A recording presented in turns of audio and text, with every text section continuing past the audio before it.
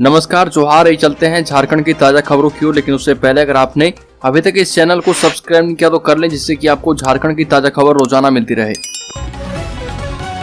पहली बड़ी खबर, कर्मा पूजा में शरीक हुए हेमंत सोरेन वाद्य यंत्र मंदार पर आजमाए हाथ। इस मौके पर सोरेन ने परंपरागत लोक वाद्य यंत्र मंदार पर हाथ आजमाया। सोरेन ने 2 दिन पूर्व ही विश्वास मत जीता है और विधानसभा में अपनी महागठबंधन सरकार की ताकत दिखाकर लीज खनन मामले में अपनी विधायकी पर लटक रही अयोग्यता की तलवार का जवाब दिया।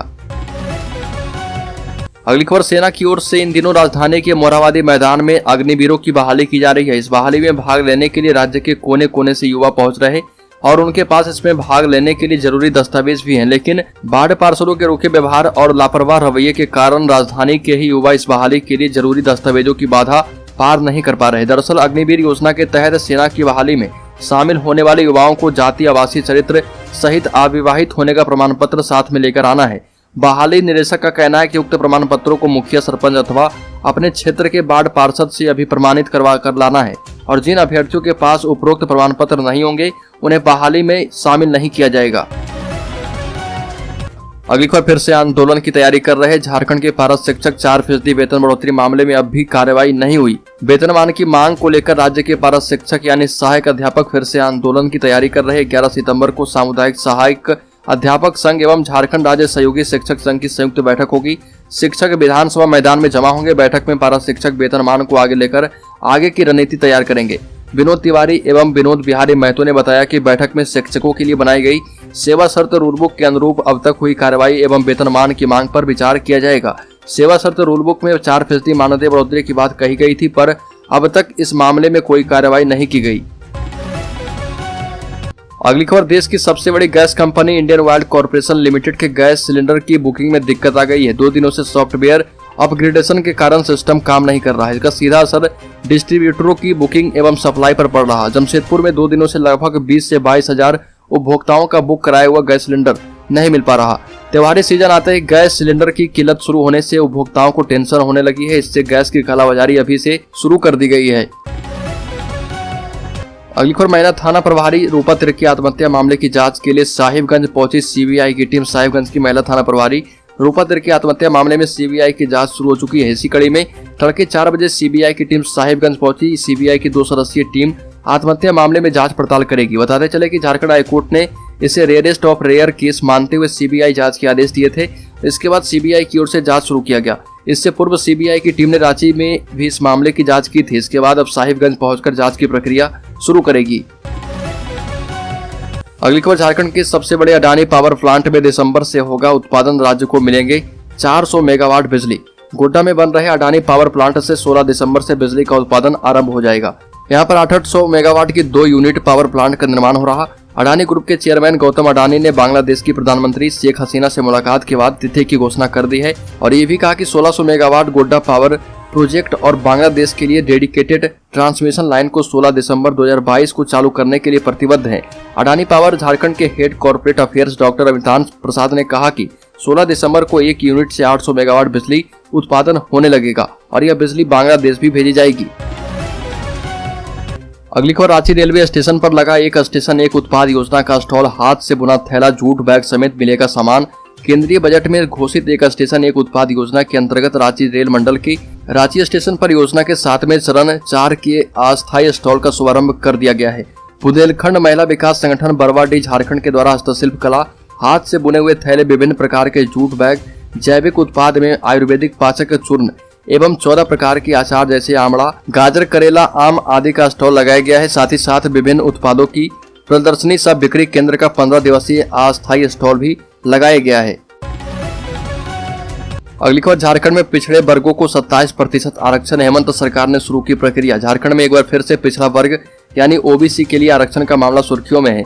सत्ताधारी गठबंधन के तीनों दल अपने चुनावी घोषणा पत्रों में ही इसकी बात कर चुके हैं और एक दिन पहले ही मुख्यमंत्री ने विश्वास मत के दौरान अपने संबोधन में सरकार के इस वादे को दोहराया। कांग्रेस पार्टी और झारखंड मुक्ति मोर्चा के साथ साथ राजद ने भी अपने चुनावी घोषणा पत्र में ओबीसी वर्ग के लिए 27% आरक्षण की बात कही थी। इस घोषणा के पहले ही कार्मिक विभाग ने अपनी कवायद शुरू कर दी थी और पिछड़ा वर्ग के आरक्षण प्रतिशत को बढ़ाने के लिए कमेटी के गठन का प्रस्ताव मुख्यमंत्री के पास लंबित है।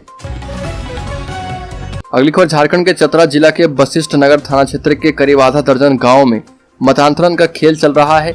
करवा पंचायत के निर्मला गांव में प्रार्थना सभा का आयोजन किया गया था। इसमें आसपास की 1 दर्जन गाँव की 100 से अधिक महिलाएं शामिल होने आई थी। आयोजन शंभू चौधरी के घर पे होना था। इस बीच इसकी सूचना बजरंग दल, विश्व हिंदू परिषद, राष्ट्रीय स्वयंसेवक संघ एवं अन्य हिंदू संगठनों के कार्यकर्ताओं को मिली। सूचना मिलते ही दर्जनों की संख्या में हिंदू एवं आदिवासी संगठनों के कार्यकर्ता गांव पहुंचे। इसके बाद वहां पर आयोजित प्रार्थना सभा को रोककर पुलिस को सूचना दी गई। पुलिस के आने से पहले ही महिलाएं वहां से भाग निकली। हालांकि गांव छोड़ने से पूर्व महिलाओं ने हिंदू संगठनों को ये बताया कि अब वो कभी भी धर्मांतरण नहीं करवाएंगे। साथ ही साथ दोबारा ईसाई धर्म प्रचार के लिए आदिवासी इलाके में अब नहीं जाएंगे। अगली खबर 20 सूत्री की सूची जारी होने के बाद कांग्रेस में मचा घमासान। कई लोगों ने दिया इस्तीफा, राजद भी नाराज है। जिला 20 सूत्री की सूचना जारी होने के बाद झारखंड के कोडरमा के जिला कांग्रेस में घमासान जारी है। कार्यकर्ताओं की सरकार के साथ साथ कांग्रेस जिलाध्यक्ष के प्रति नाराजगी बढ़ गई है। यहां तक कि इस्तीफा का दौर भी शुरू हो चुका है। महिला कांग्रेस की जिलाध्यक्ष बेबी सिन्हा ने बैठक के बाद जिला कांग्रेस कमेटी के कुछ कार्यकर्ताओं के साथ महिला कांग्रेस की पूरी टीम ने अपने पदों से सामूहिक इस्तीफा दे दिया। अगली खबर लातेहार में सुरक्षा बलों के द्वारा बूढ़ा पहाड़ में चलाए जा रहे ऑपरेशन को दूसरा दिन ही बारिश के कारण रोक दिया गया। भारी बारिश और नदी में पानी भरने के कारण सुरक्षा बल अभियान के बाद छिपा दोहर के इलाके में लौट रहे हैं। अभियान के दूसरे दिन सुरक्षा बलों को भारी मात्रा में लैंडमाइन समेत गोली और नक्सल सामग्री बरामद हुई है। पुलिस को पहली बार माओवादियों के पास से लगभग 40 चाइनीज ग्रेनेड बरामद हुई। अभियान में लातेहार एसपी अंजनी अंजन खुद मोर्चा संभाले हुए हैं और सुरक्षा बलों का हौसला भी बढ़ा रहे। अगली खबर झारखंड राज्य माध्यमिक शिक्षक संघ जिला इकाई गढ़वा के जिलाध्यक्ष सुशील कुमार अपने संघीय पदाधिकारियों के साथ उपायुक्त रमेश घोलप के नाम कार्यालय के अधीक्षक को गढ़वा जिले के माध्यमिक शिक्षकों की वर्षों पुरानी 8 ज्वलंत समस्याओं को निराकरण करने से संबंधित ज्ञापन पत्र सौंपा।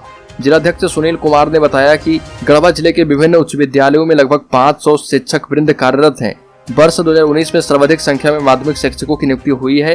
नियुक्ति के लगभग 3.5 वर्ष पूर्ण हो जाने के बाद भी संघ के द्वारा कई बार जिला शिक्षा पदाधिकारी गढ़वा को ज्ञापन पत्र के माध्यम से अवगत कराने के बाद भी आज तक किसी भी महत्वपूर्ण समस्याओं को समाधान नहीं निकाला गया है, जिससे जिले के शिक्षकों में विभाग के प्रति काफी रोष एवं उदासीनता है। यदि इस माह के अंदर कुछ आवश्यक समस्याएं जैसे सेवा पुस्तिका का संधारण किया जाना, सेवा संपुष्टि किया जाना, नियुक्ति पत्र में अंकित नाम, जन्म तिथि, कैटेगरी में सुधार किया जाना आदि का निराकरण नहीं किया गया तो मजबूरन झारखंड राज्य माध्यमिक शिक्षक संघ जिला इकाई गढ़वा विभाग की इस उदासीनता के विरुद्ध चरणबद्ध आंदोलन करने को विवश हो जाएगा।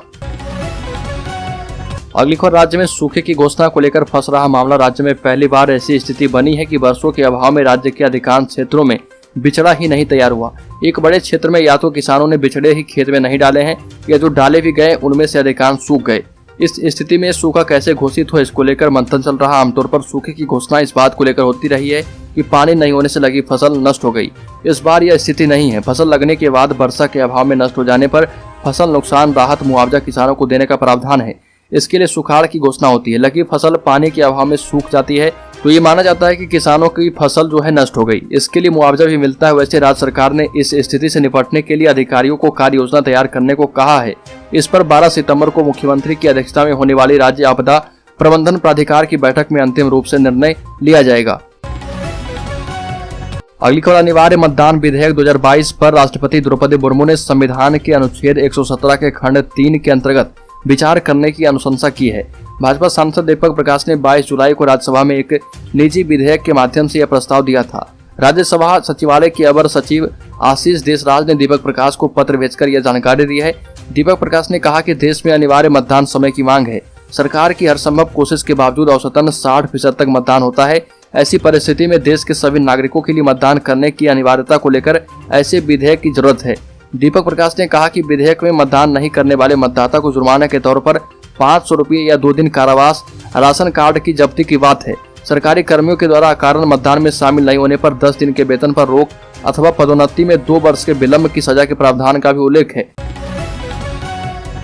अगली खबर झारखंड मुक्ति मोर्चा के वरिष्ठ नेता सुप्रियो भट्टाचार्य ने कहा कि राज्यपाल ने यूपीए प्रतिनिधिमंडल को विश्वास दिलाया था कि 2 दिनों में वो अपना फैसला सुना देंगे, चुनाव आयोग को उसे भेज देंगे, लेकिन अब 5 दिन बीत गए। राजभवन में कोई बयान जारी नहीं किया है, कोई संवाद नहीं है।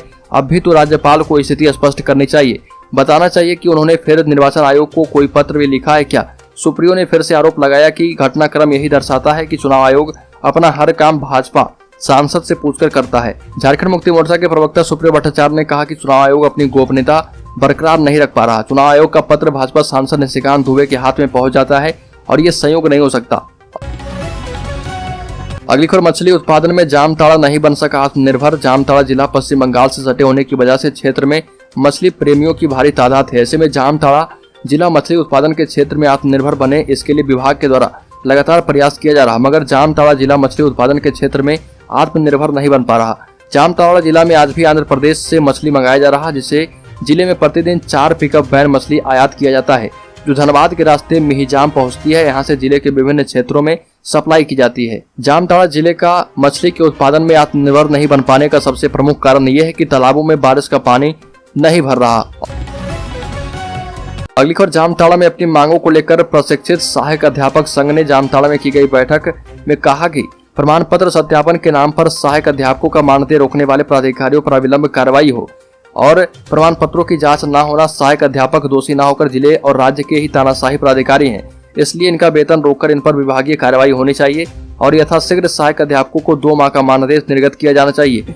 मानदेय भुगतान नहीं होने से सहायक अध्यापकों की आर्थिक स्थिति चरमरा गई है। अगली खबर, झारखंड सरकार की बेचैनी बरकरार, कहा कि राजभवन अब चुप्पी तोड़े। झारखंड के राज्यपाल रमेश बैस अभी तक रांची नहीं लौटे हैं। राजभवन के सूत्रों का कहना है कि वो फिलहाल दिल्ली एम्स में अपना रूटीन चेकअप करवा रहे। इधर शक्ति परीक्षण के बाद भी झारखंड मुक्ति मोर्चा की बेचैनी बढ़ी है। सत्ताधारी जेएमएम के महासचिव सुप्रिय भट्टाचार्य ने पूरे मामले पर कहा कि पिछले कुछ दिनों से राज्य में राजनीतिक प्रदूषण फैला हुआ है और यह लोकतंत्र के लिए खतरा है। मिथिलेश ठाकुर ने कहा कि अब तो राजभवन अपनी चुप्पी तोड़े, अब तो सरकार ने साबित कर दिया है कि उसके पास बहुमत है। चुनाव आयोग की तरफ से सीएम की सदस्यता पर अपना मंतव्य दिए 14 दिन बीत गए, राजभवन पूरी तरह इस मामले पर शांत बैठा है, ऐसा ठीक नहीं है।